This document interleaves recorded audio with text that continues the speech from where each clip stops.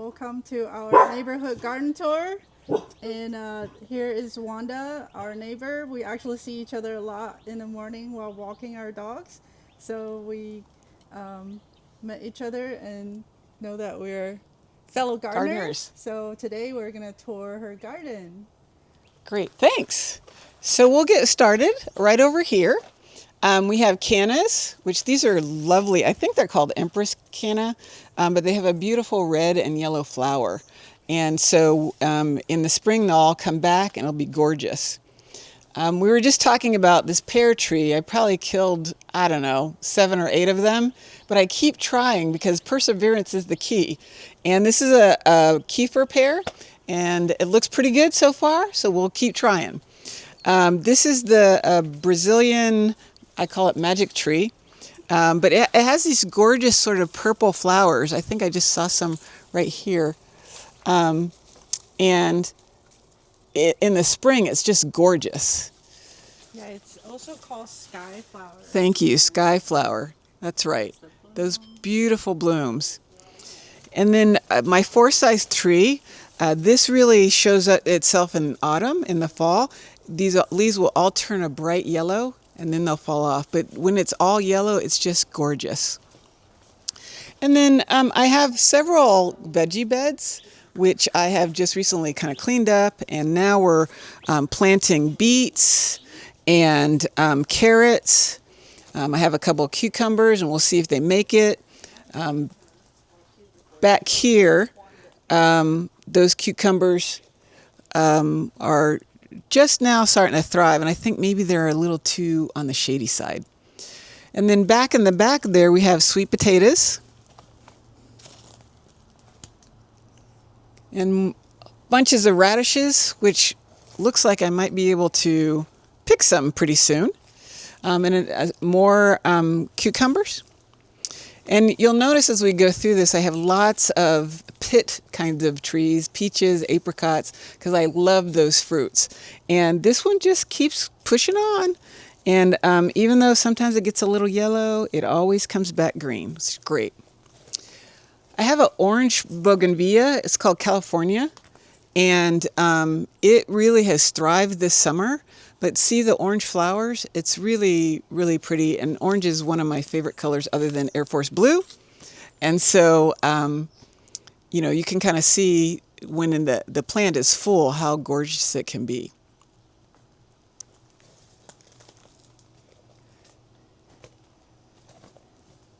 And it was really easy to grow. It wasn't very difficult. Here we have more, I think, squash that I'm growing, and these love it because the morning sun comes right here. Plus I have tons of carrots in here and a couple of cabbages and a couple of broccoli. And then right here is a hollyhock. And I sort of stripped everything down because it has so many seeds. The hollyhocks produce a lot of seeds, and it just keeps living. This is kind of a white one, and it's pretty. I like the white. White against green is really nice. Yeah. I love your shade cloth back there because it really mitigates the heat. It really does. I had these built because, the Arizona sun, and it saves plants. I'll just tell you, it really does. Over the 9 or 10 years I've had this garden, I have really lost a lot of plants. And finally I was like, I have to do something about that. And so we created these shades. This actually is my compost. And we just throw everything in here. And my husband turns it once a week. Grass clippings, everything from the kitchen. Throw some worms in here sometimes. And it's a really great way to do it because it's large scale, that's one thing. And then you don't have to keep cranking that thing.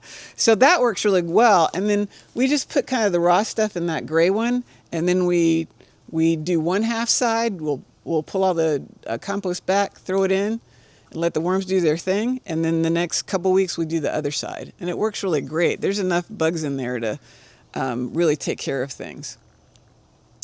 Then I have a couple more. I think that's a pluot. And then this, what is it? It says right here. It's a aprium. That's it. Aprium. Here's another peach tree. I have a little pepper here that I don't know if it's going to make it. And then rosemary. trying to make it. So that's really great. And then a Verawood tree here, one of my favorite trees, has yellow flower, and it's a great little shade tree, and it just grows beautifully. Just the way that the structure is really grows beautifully. I love it. I love you have the yellow bench there. I bet when it's blooming, It does. It lights up. really snaps. Beautiful, beautiful spot to hang out. Yeah. And then this is another love of mine, is my jujube tree. It has great fruit. The fruit is like a little apple that turns into a date. I don't like the consistency of a date, but I love the crunchiness of the apple. And so when it first comes off the tree, I eat them. And you could see all the flowering. It's about to flower and make some fruit. And I eat them sort of all winter and spring, because they kind of go out into the spring. It's a little darker over here. We have Arabian jasmine and dragon fruit, which I have to work on that. It's a project right now to get a structure for it so that it grows correctly. And then you can see we're under construction a little bit. We have a fence post that cracked because of the wetness when it rained, and so we're going to put in a new one. These are going to be my little flower pots at some point in the spring when we start planting flowers. And it's cooler and shadier over here, so things last a little longer in the summer. So that's really nice. And you'll see I have cannas everywhere. They love the heat. They grow really well. And in fact, I just divided these. This whole pot was full of them. And I divided them and separated them out. Now they look a little bit better. I have a fig tree here in pot, and it's new, so I thought let it grow in the pot for a while, and then at some point in this menagerie of trees, I'll figure out where to put it. Mulberry, love the big leaves, right? These are gorgeous, and so I know that will do really great. It looks like you have some fruit. Yes, a little bit of fruit. Another one right here. Yeah. So very excited about that. I think those are my first fruits, so that'll be good. White Hong Kong orchid. Very excited to see those flowers when they come up. We have a purple plum back here, and I bypassed the chase tree back there.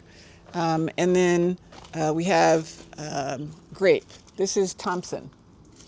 And you'll notice, just after the last rain, I have all these nasturtiums that just popped up. That just happened like in the last day or two. That's beautiful. And so I look forward to those when they really start seem to stripping. sprout so much better in wood chips than just bare dirt. Yes. Like at our old house, we have nasturtiums everywhere, and it's just a sea of nasturtiums. It was so. And it's so pretty. beautiful. I am okay with them taking over. I am. Again, another little orchard of pit fruit. I have an apricot right there. This is a white guava, and I haven't had any fruit from it yet, but I suspect that the next grow time I'll get a lot of them. Another mulberry. I think this is another peach. And then we'll go across the street to the other half of my garden. And we have bougainvillea. I made my little run through. It's starting now to fill out, so it's starting to look pretty good.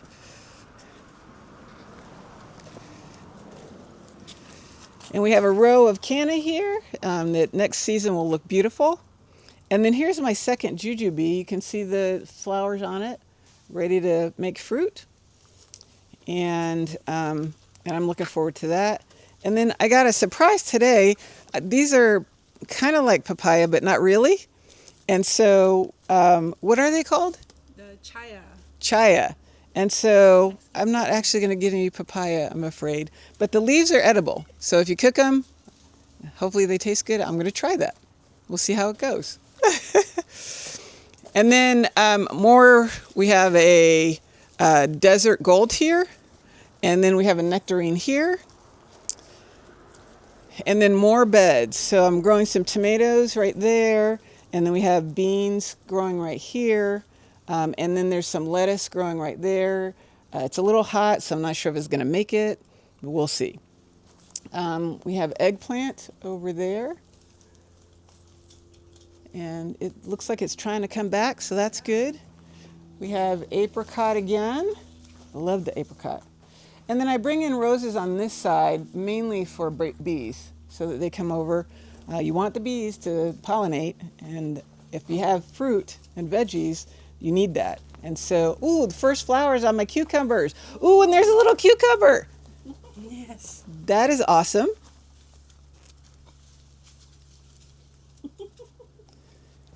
Love it.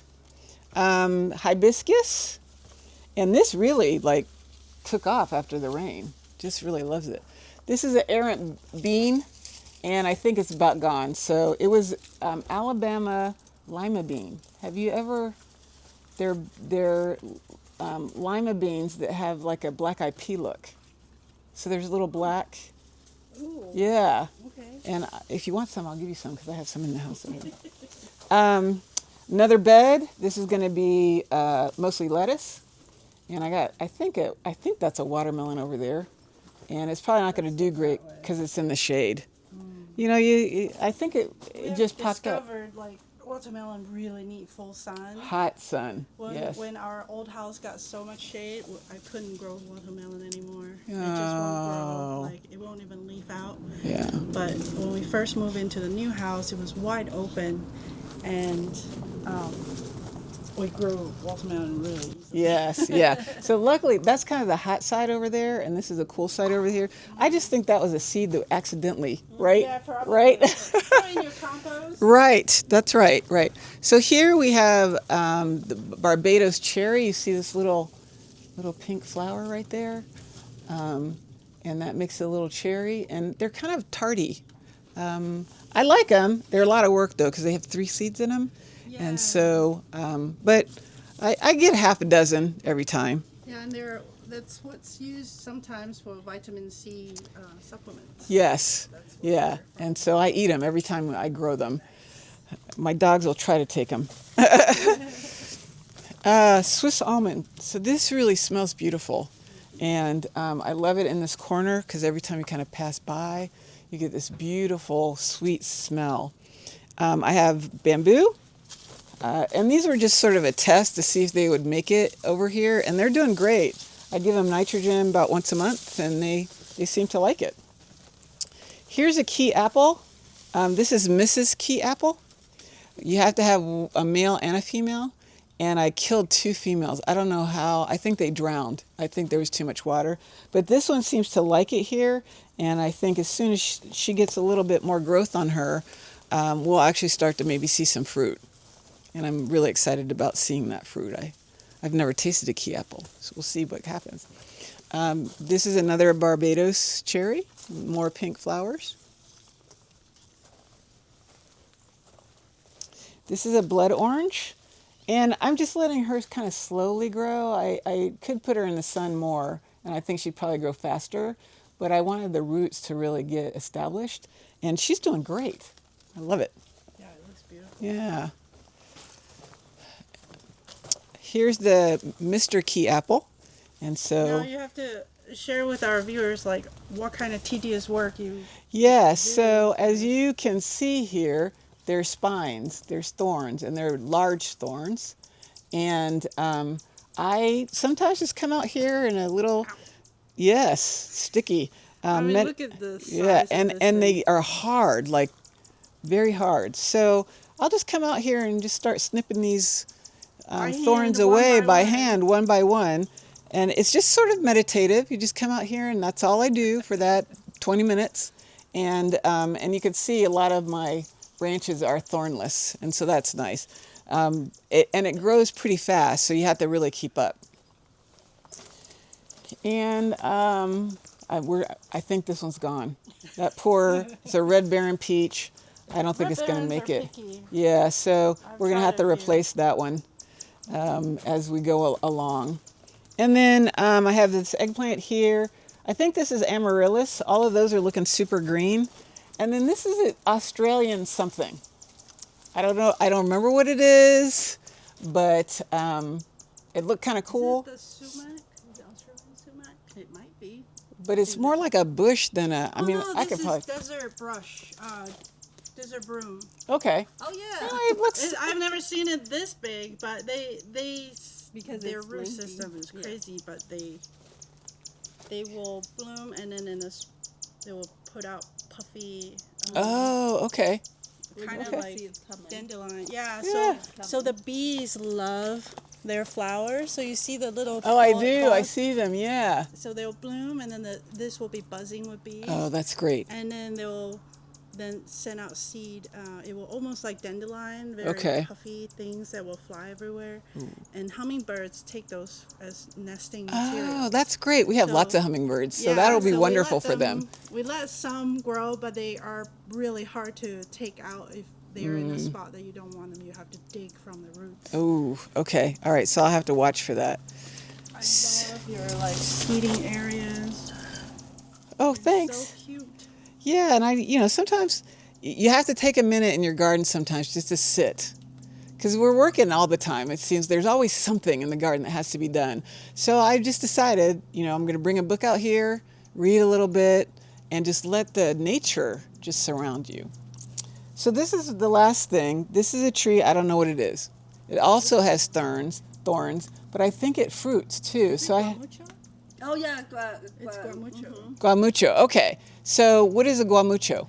It looks like a tamarind pod.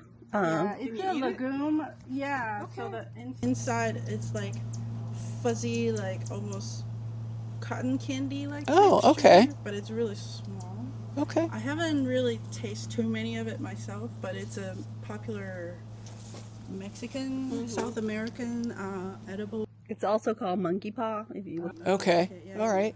Well, this was another one of those garden club pickups, right? It's Yeah, like, yeah. you can have that. It's like, okay, I'll take it. And so we'll see what it looks like when it actually starts to fruit. So my garden is very international, I think. Yes, right? it is very diverse. Yes. I love all the trees that is just thriving here. You don't need a lot of space. I mean, this is it's a good size yard for suburban yard, but Right, but it's you not have- acres, right? Yeah, It's- you manage to pack in a lot of edible trees that can ripen and produce fruit at different times of the year. Right, That is amazing. right. And so in the spring, I can just sit out here and eat Yeah. pretty much the whole day. Well, we love the microclimate that you're building. Yes, absolutely. I mean, Yeah. Sophia knows all the microclimate tips and stuff, and And I have to tell you, Sophia, that's really the key. Because you kill so many things when it's like direct sun, but as soon as you can get a plant to cover another plant, then all of a sudden you see things thriving. Oh yeah, I like to say that everybody needs a friend yeah. in the garden. So That's perfect. That's perfect. Well, thanks everybody. My garden, I'm happy to show it to anyone. And thank you for asking me to do this. Thank you, Thanks, Wanda. Jax. Thank you for your time and sharing your beautiful garden with us. You're welcome. And do I want to introduce myself or is it just... Yeah. Should I talk? I don't know. This is my first, so sorry. Okay, no, that's totally all right. unprepared. That's all right. You can do- This is production. hey guys, so this is so fun. So this is Jack's first garden tour, a tour of her neighbor's garden. Back there, her neighbor Wanda. So this is gonna be so exciting. I'm recording her while she's recording Wanda. Thanks for hanging out with us today. If you enjoyed the tour of this amazing Arizona edible garden, make sure to like, subscribe, and hit that notification bell so you don't miss the next neighborhood garden tour. See you in the next video. Happy gardening!